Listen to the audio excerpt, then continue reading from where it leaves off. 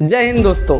24 नवंबर साल 1971 अमेरिका में north west Orient airline की एक फ्लाइट पोर्टलैंड शहर में टेक ऑफ करती है। एक बड़ी छोटी सी एक आधे घंटे की फ्लाइट है जो बगल के सेटल शहर में जा रही है और इसमें ज्यादा लोग भी नहीं बैठे हुए हैं। सिर्फ 36 पैसेंजर हैं और 6 क्रू मेंबर हैं। लेकिन यह सब लोग इस बात से अनजान है कि आज इनके बीच इस हवाई जहाज में एक हाईजैकर भी बैठा हुआ है, एक बंदा डीबी कूपर नाम से। तो आइए जानते हैं इस हाईजैकर की कहानी।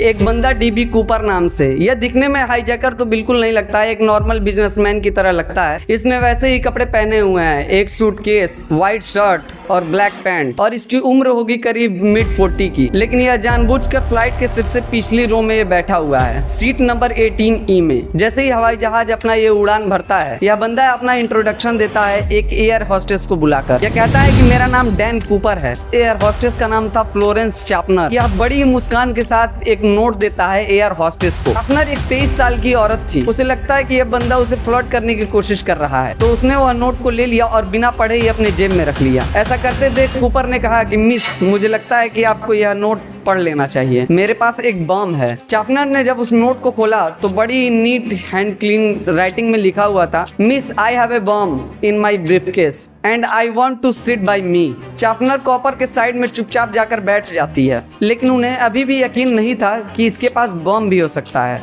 तो कूपर अपना सूटकेस खोल के सामने दिखाता है। कुछ लाल लाल से सिलेंडर और तारे और एक बड़ी सिलेंड्रिकल बैटरी रखी हुई थी सूटकेस में। इसमें कोई शक नहीं था कि यह बम ही है।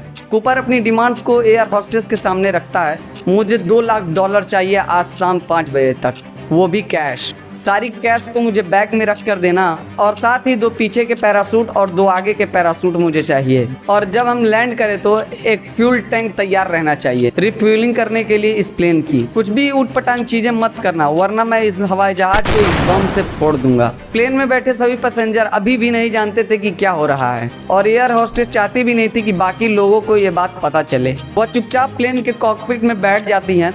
कूपर का नोट पायलट को जाके दिखाती हैं। एक दूसरी एयर होस्टेस टीना मूकर को यह बात बताई जाती है। वह जाकर कूपर के साइड में बैठ जाती हैं। इन दोनों एयर होस्टेस की मदद से कूपर और कॉकपिट के बीच कनेक्शन बना रहता है। पायलट यह बात ट्रैफिक कंट्रोल को बताता है और जल्द ही यह खबर पहुंच जाती है एयरलाइंस के प्रेसिडेंट डोनाल्ड नैरोप के पास। यह कहते हैं कि कूपर को लेकर फुल कंप्लेंट दिखाई जाए, जो भी हाईजैकर कहता है उसकी सारी डिमांड को पूरी करी जाए। FBI के साथ कोऑर्डिनेट करके वो एक सेटल बैंक से बात करने लगते हैं और पैसे अरेंज करने लगते हैं। बैंक के पास ऐसी इमरजेंसी के लिए एक पैसे का बंडल रखा होता है जिसे वह इमरजेंसी के लिए इस्तेमाल करते हैं। लेकिन एक दूसरा सवाल आपके मन में जरूर आता होगा कि आखिर एयरलाइन के प्रेसिडेंट ऐसा फैसला क्यों लिया कि हाईजैकर के साथ कोऑपरेट किया जाए। इसके पीछे का कारण क्या था? वो था रेपुटेशन का। एयरलाइंस के प्रेसिडेंट नहीं चाहते थे कि हाईजैकर की खबर पूरी दुनिया में फैल जाए और उनकी कंपनी को नुकसान हो। इसीलिए इस मुद्दे को दबाए रखने के लिए हाईजैकर की डिमांड को पूरा करने की तैयारी कर रहे थे। प्रॉब्लम बस ये नहीं थी, पैसे को अरेंज करने के लिए थोड़ा टाइम चाहिए था, लेकिन ये फ्लाइट सिर्फ आधे घंटे की होनी थी। पायलट को यह कहा जाता है कि प्लेन को नीचे उतारने की जगह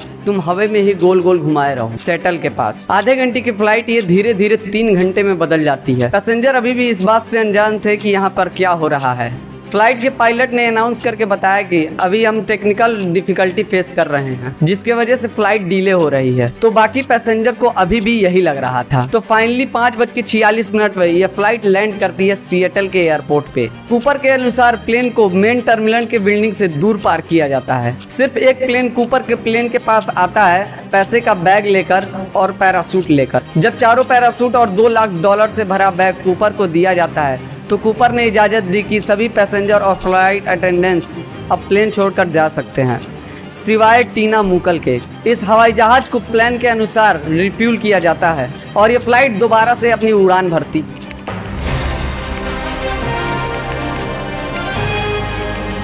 इस बार प्लेन में सिर्फ पायलट है और उनके साथ कूपर और टीना। कूपर दोबारा से इंस्ट्रक्शन देना शुरू करता है पायलट को। कि कहाँ जाना है, किस स्पीड पर प्लेन को उड़ाना है और किस एंगल पर। वो कहता है कि प्लेन को मैक्सिको सिटी की ओर लेके जाओ और हवा में 1000 फीट पर प्लेन को उड़ाना।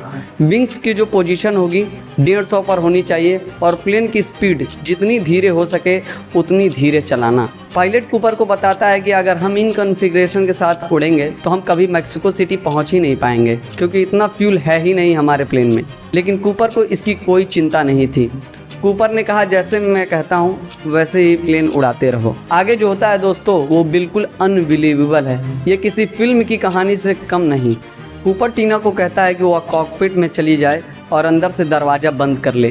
प्लेन के पीछे वाले हिस्से में कूपर इकलौता इंसान बसता है। वो अपना पैराशूट खोलकर तैयारी करता है डाइव के लिए। यह इंडिकेट करता है कि प्लेन के पीछे का स्टेयरकेस डिप्लॉय हो चुका है। यह जमाने के इस प्लेन में बड़ी खास बात हुआ करती थी। बिंग 727 प्लेन में एक पीछे आफ्ट स्टेयरकेस हुआ करता था, जिसमें जहाज के पीछे से सीढ़ियाँ निकलती थी। कूपर इन्हीं सीढ़ियों को खोलकर पैराशूट और पैसे के साथ बाहर छलांग मार दी।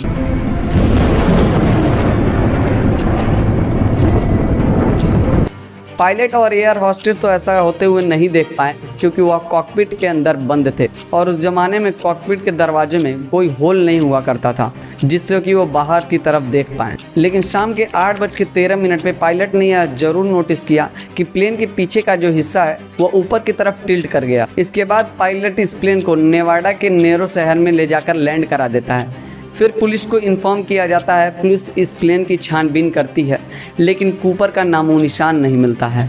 पुलिस को मिलती है तो सिर्फ एक टाई जिस पर एक क्लिप लगी हुई थी और पैराशूट के कुछ फटे हुए हिस्से, जिसे कूपर इस्तेमाल किया था पैसे का बैग छुपाने के लिए। इसके अलावा कुछ पर्सनल चीज़ें मिली, जैसे कि सिगरेट जो वो पी रहा था प्लेन में। उस जमाने के एरोप्लेन्स में स्मोकिंग अलाउड हुआ करती थी। This is D.B. Cooper's ticket in the name of Dan Cooper. He needed a way to secure the money on his. Investigator चीज़ों को गहराई से जांचते हैं।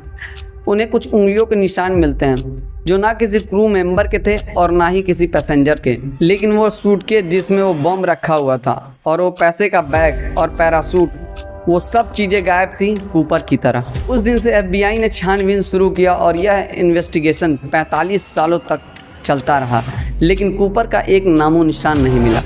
2016 में इसे ऑफिशियली बंद कर दिया जाता है, लेकिन ढेरों सारे सवाल कूपर की तरह अभी भी रहस्य बनकर रह गए हैं। आप लोग कूपर के बारे में क्या समझते हो, हमें कमेंट करके ज़रूर बताएं। मैंने और भी इसी तरह की वीडियो बनाए हुए हैं जो आप यहाँ क्लिक करके देख सकते हैं। तब तक के लिए जय हिंद, जय भारत।